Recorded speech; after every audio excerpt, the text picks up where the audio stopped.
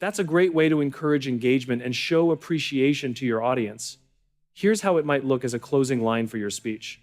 Thank you for your time and support, dear friends. Don't forget to subscribe to my channel, American Spirit Speaks, and watch the full video for more insights. Your journey matters, and together, we'll keep moving forward. See you next time. Let me know if you'd like to personalize it further. Trust is the foundation of any meaningful relationship, whether it's between a parent and a child, a leader and their team, or a mentor and a mentee. It creates a psychological safety net, allowing individuals to explore, express, and experiment without the paralyzing fear of judgment or failure. When trust is present, people feel empowered to take risks, knowing they have the support and confidence of those around them. This dynamic is especially evident in environments where individuals are encouraged to share their ideas and insights openly, without hesitation. Consider a child who's asked for their opinion on something as simple as choosing a family activity for the weekend. The act of asking communicates that their thoughts matter, and the decision-making process isn't solely in the hands of the adults.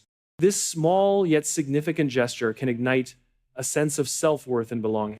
Similarly, in a workplace setting, when a leader asks a team member for their input on a project or a challenge, it sends a clear message: I value your perspective. This message, subtle yet powerful, can dramatically influence how individuals see themselves and their contributions. However, trust isn't something that is granted automatically. It must be earned and nurtured. The process begins with consistency. When a child sees that their parent follows through on promises or remains consistent in their responses, it fosters a sense of predictability and reliability. In the same vein, employees feel trusted and confident when their leaders consistently back their decisions or support their initiatives, even if mistakes occur along the way. This consistency forms the bedrock of trust, as it assures individuals that their efforts will not be dismissed or overlooked. The act of granting trust also involves a certain degree of vulnerability. By trusting someone, you're acknowledging that they have the capability to rise to the occasion, even if there's a possibility of failure. For children, this might mean giving them the responsibility to complete a task on their own, like preparing their school project without micromanagement. The potential for them to make mistakes exists, but so does the opportunity for growth and learning. For employees, it could be allowing them to lead a presentation or oversee a part of a major project. This act of trust not only communicates confidence, but also serves as a motivating force, encouraging them to perform at their best. Another critical aspect of trust is open communication. When individuals feel they can speak their mind without repercussions, it fosters an environment of innovation and collaboration. Imagine a family dinner where everyone is encouraged to share their thoughts about what went well that day and what could have been better. The openness of this exchange creates a habit of reflection and mutual respect. Similarly, in a workplace setting, a leader who openly communicates expectations, provides constructive feedback, and listens actively to concerns creates a team culture where trust can thrive. Employees feel seen, heard, and appreciated, which in turn fuels their confidence and engagement. Building trust also requires recognizing and celebrating small successes. When a child's effort, even if imperfect, is acknowledged and praised, they develop a sense of capability and confidence. The same principle applies to employees. Acknowledging achievements, whether big or small, validates their hard work and reinforces their belief in their abilities. This recognition serves as a reminder that their contributions are meaningful, which motivates them to continue pushing their limits. On the flip side, the absence of trust can have a stifling effect. When individuals, whether kids or employees, feel that their ideas or efforts are met with skepticism, they may retreat into silence or develop self-doubt. This lack of trust erodes creativity and prevents individuals from reaching their full potential. For example, a child who is constantly corrected or overruled may hesitate to share their ideas in the future, believing that their thoughts don't matter. An employee who feels micromanaged or ignored may disengage, choosing to do the bare minimum instead of taking initiative. To build trust, it's important to embrace a mindset of patience and empathy. Mistakes are an inevitable part of growth, and how they are handled plays a significant role in fostering trust. When a child accidentally spills a glass of milk and is met with understanding rather than frustration, it teaches them that errors are part of learning. Similarly, when an employee makes a misstep and is supported rather than reprimanded, it reinforces the idea that their leaders believe in their potential. Trust also grows when leaders and parents model the behavior they wish to see. When a parent admits their own mistakes, or a leader acknowledges when they don't have all the answers, it humanizes them and strengthens their relationships with others. It shows that trust is a two-way street, requiring effort, honesty, and humility from both sides. Listening is an art, and when practiced with intention and focus, it has the power to transform relationships, foster innovation, and inspire personal growth. Too often, people listen with the intent to respond rather than to truly understand.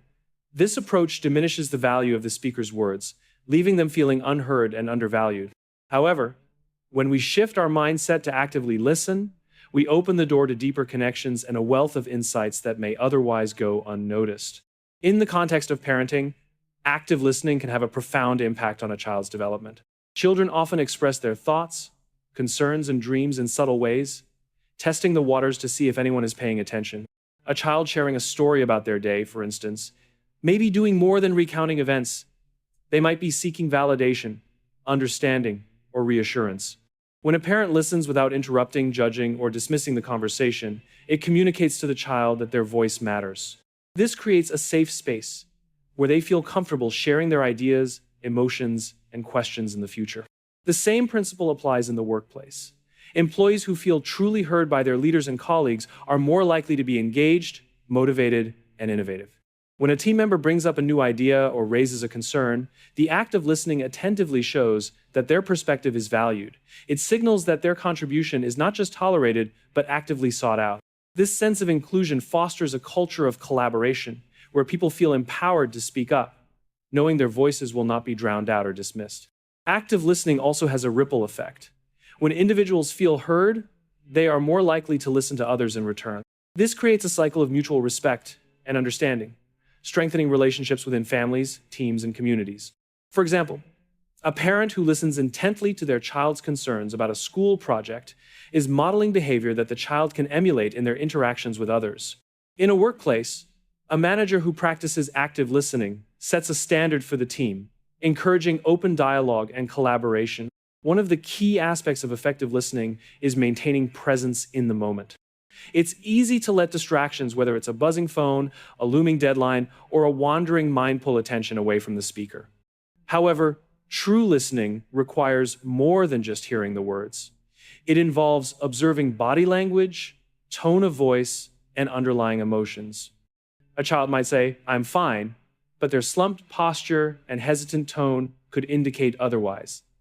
Similarly, an employee might agree to a new task but hesitate before answering, signaling potential concerns or uncertainty. Picking up on these nuances requires undivided attention and genuine curiosity. Listening also involves asking thoughtful questions that encourage the speaker to elaborate. Rather than jumping to conclusions or offering solutions, asking questions like, "What do you think about this?" or "How can I support you?" demonstrates a willingness to understand their perspective more deeply. This approach not only helps the listener gain clarity, but also empowers the speaker to explore their own thoughts and feelings.